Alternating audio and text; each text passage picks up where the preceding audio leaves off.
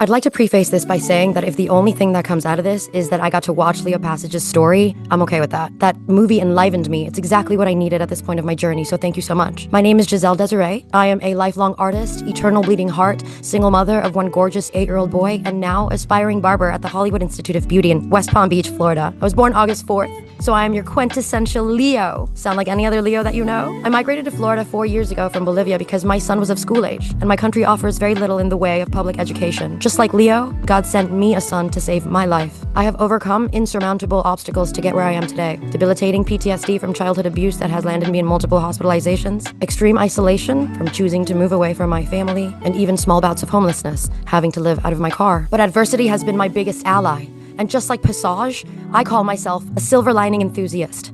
I find the grace of God in everything. And in true 1950s fashion, I use my faith to bleach out even the most stubborn of darkness. Creative problem solving and innovation have always been my strong suits. When I first arrived at the Hollywood Institute of Beauty, I noticed right away that my peers were very frustrated with the lack of clients coming through the door for them to practice on. So I decided to take matters into my own hands. I reverse engineered the problem, starting by analyzing why the general public was so reticent to come get our services.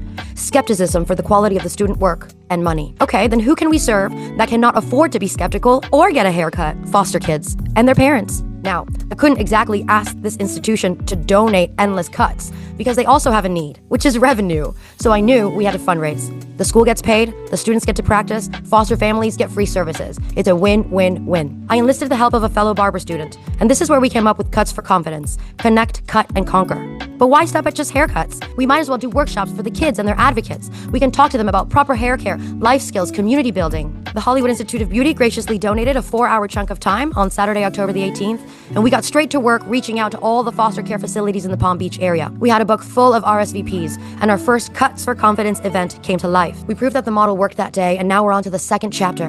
Fundraising via a charity comedy event. We will no longer be limited to only small chunks of donated time. We will now have a fund for the foster kids and their advocates to be able to come and access our services for free. The world has always been in disarray, and art has always been humanity's saving grace. Leo's father's story shows us that beauty has the capability to pierce veils even as ironclad as fascism. I want every experience my clients have with me to be an opportunity for healing, and I can't wait to see in what other ways I will be able to innovate this industry for my peers and for my clients. This scholarship will allow me the grace to be able to focus on the mission instead of living in survival mode. Either way, my vision will be brought to life. But imagine the divine confirmation it would be to receive your generous assistance. I thank you for your consideration and everything you are currently doing to advance this industry. My name is Penelope Cabezas, and I approve this message.